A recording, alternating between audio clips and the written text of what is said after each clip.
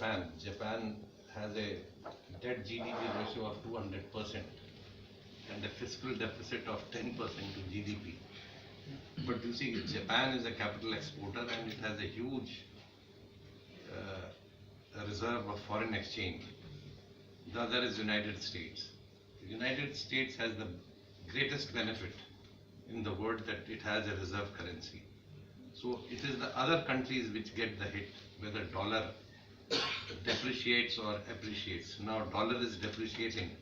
So it is the countries which are exporters, they are facing the headwinds. Now I come to India. In case of India, you see, our credit rating is just one notch above the junk category. The countries in Southeast Asia, Thailand and Indonesia, they have much better. You see, including IMF and the foreign investors, they look at 2-3 parameters. One is what is the debt dynamics. In many countries, you see, if your rate of interest is higher than your rate of growth in GDP, whether it is nominal or your debt will explode. And what it points out that the country is on an unsustainable path. The same is true of our firms.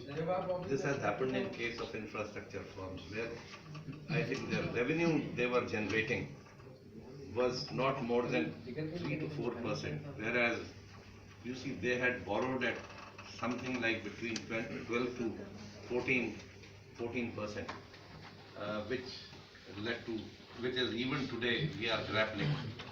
And our chief economic advisor and Ministry of Finance, they keep saying the biggest hurdle for revival of investment is the twin deficit. And in a layman's language, the twin deficit issue is that most of the infrastructure firms, they are highly leveraged. They carry mountain of debt, which they are not able to service. And you see their debt service ratio is less than 1. And most of the borrowings they have done is from public sector banks. They are sitting over huge NPAs, which has impaired their ability to lend money to the manufacturing sector. So until and unless we are able to resolve, and this is something which we will not be able to do overnight. Another classic case is Japan. Why Japan, despite it is the only country in the world which has been shrinking over the last 10 years. Every year, if their size of the GDP was $100 billion, next year it becomes 99. This is one country which is, and Japan for the last 10 years it has tried every trick, it has used every instrument. Japan is a country with negative interest rates, but even negative interest rates have not helped Japan, because negative interest rate means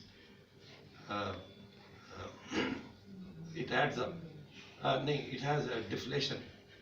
Its prices are falling. So even with a zero interest rate, you end up paying a very high interest rate. If their prices are falling by 2%, and if their interest is zero, ultimately their firms are paying something like 2% real rate of interest, whereas the economy is not growing. So Japan is still solvent.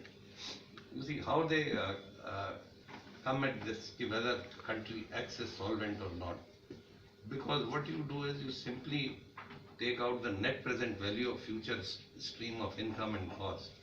And still Japan is able to, whatever the debt it has accumulated, it would be able to wipe it off. In case of European countries, why they face the music, like especially Italy is still sick, because most of their firms became insolvent. In case of Greece, it was not a liquidity crisis, you can always borrow in the international market. But if the country becomes insolvent, then no one pays.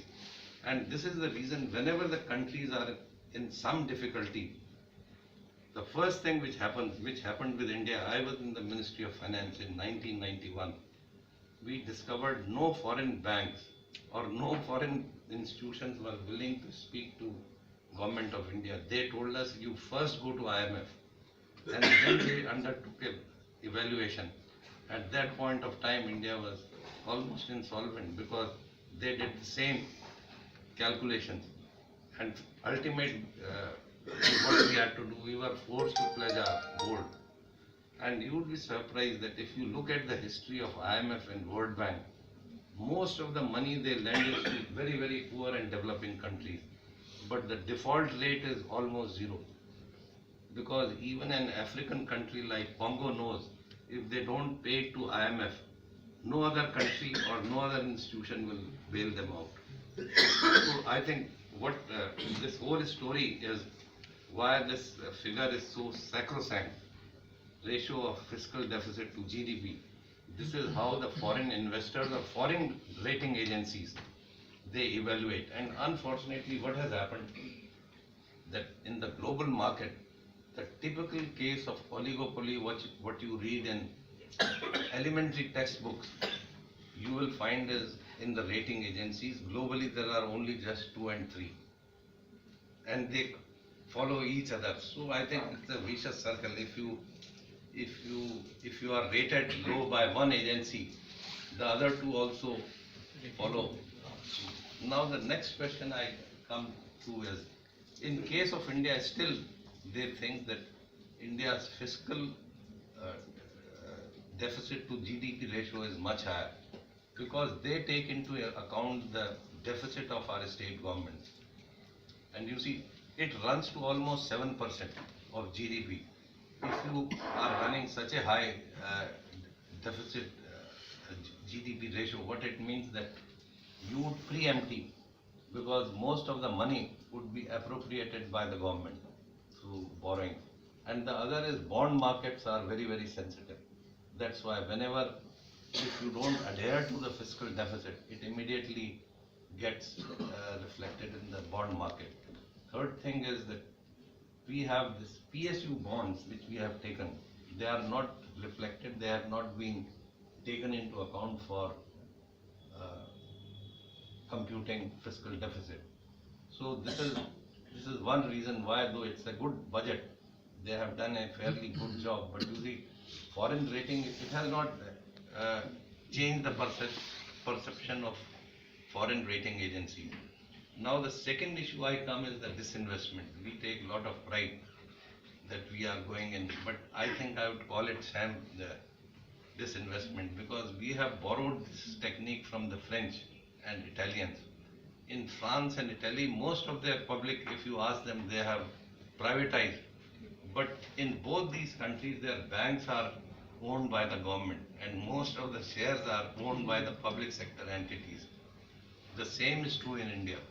Because you see, if you don't allow private investors or private sector to own, then you see the whole, there is no incentive to monitor or to improve efficiency.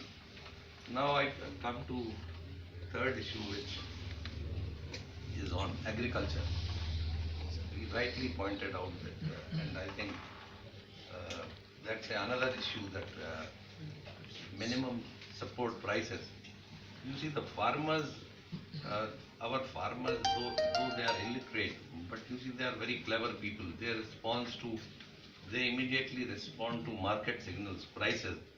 Now, what our farmers are asking is, you see, in computing the minimum support prices, they are saying that you take into account the imputed rental value of land, which I think government has not done, and nor it would be very, very difficult for the government, because you see, your subsidy bill will go up.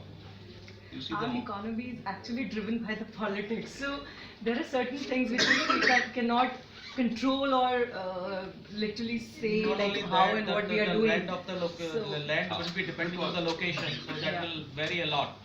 So across the you see, every farmer wants that it should be.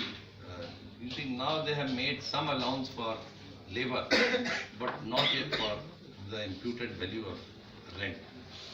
The most difficult thing to achieve is to push our agriculture exports. which I think.